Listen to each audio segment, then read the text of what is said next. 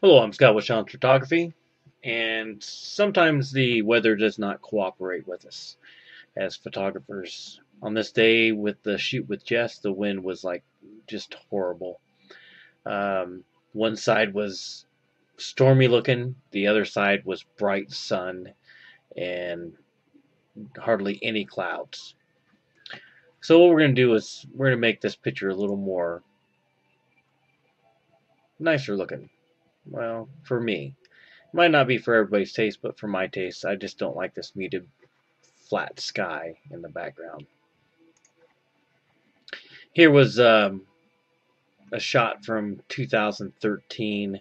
I take a lot of location shots. I like to have reference pictures as well as images I can use for swapping out, just like this situation I'm doing today. We have a horizontal line here that actually has to match with her to make sure that it's all blends together. Let's take our quick selection tool and we're going to quickly select this background out behind Jess. Right in there, there.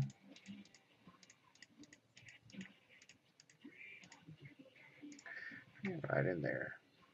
We're going to go into our quick mask mode and see if there's any touch-ups that we need.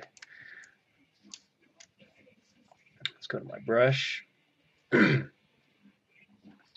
Set it to hard and drop it down. When you do a quick selection, let me change my opacity here to 100%. It does a rough, hard line. This is the reason why we have to use a hard line brush. If we were using another form of selection with a softer edge, or if I would have feathered the edge ahead of time, then I would have used a different hardness of brush. But we have to work with what in the same parameters as what we're trying to select and deselect. So let's go in here, grab my selection tool, add that, add that section there, add that section there, right there, right there, right there.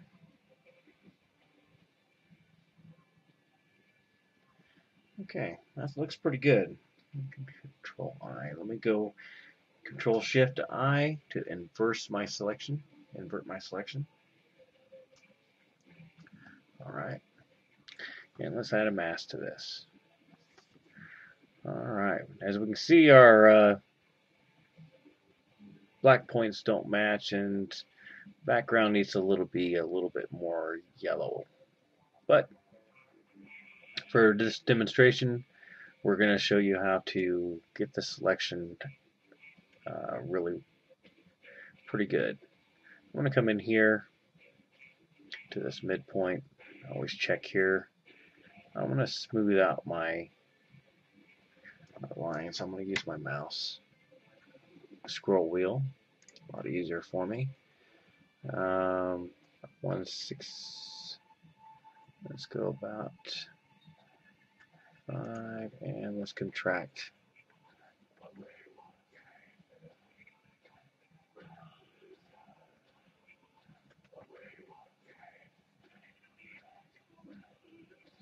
I'm watching this spot right around the spikes. Is where I'm looking. I'm making sure that they're still kind of there. And let me take down my feather just a little bit.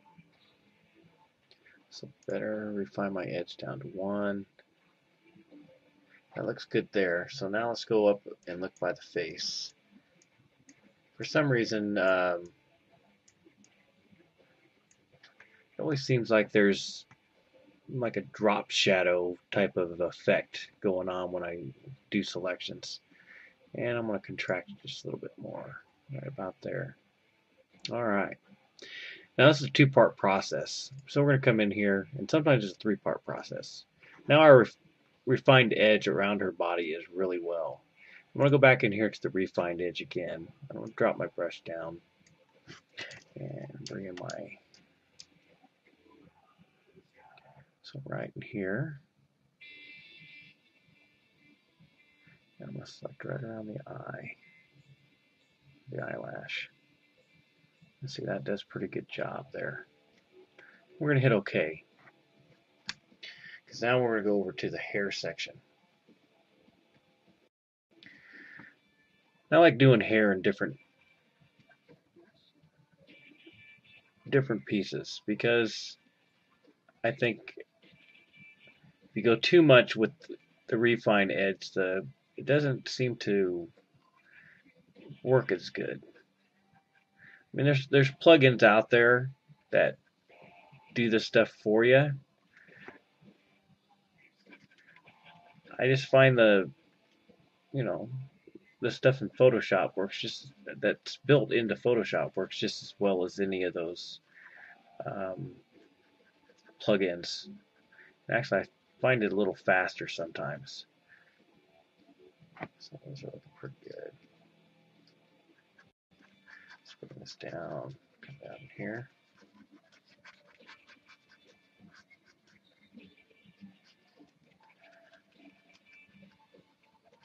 Make sure I can get all my strands going on here.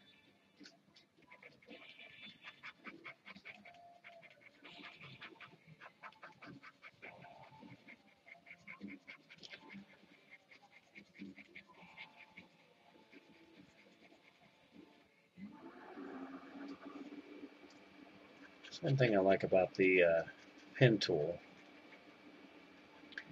the pen and the Wacom tablet, is you can do so much more and faster editing with it than you can with a mouse.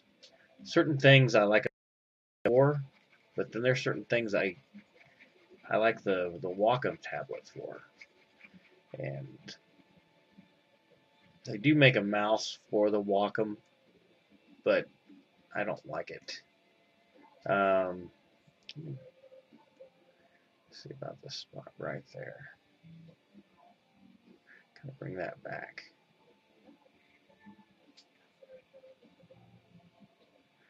Bring that back there. Let's see, I should have got. No, didn't like that. Didn't like that selection there, so let's pull that one back out. There we go.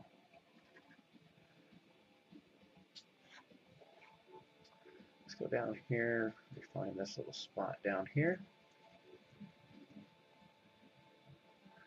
Don't want to get too crazy around the arm because we've already did our main selection of the body.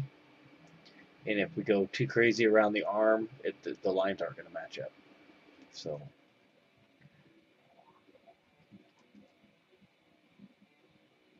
that's pretty darn good. I think I'm going to do a sweep in there.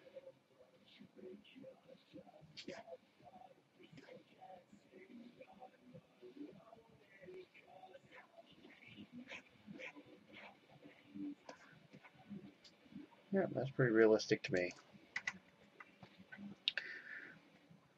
Well, this is how I do my selections and my background changes. I'm going to keep editing this with different levels and everything, and get my black points to match and my white points. Again, this is not a video for that. This is basically swapping out the background and getting your selection to be perfect. All right, well, my name is Scott with Sean's Photography, and thank you for watching.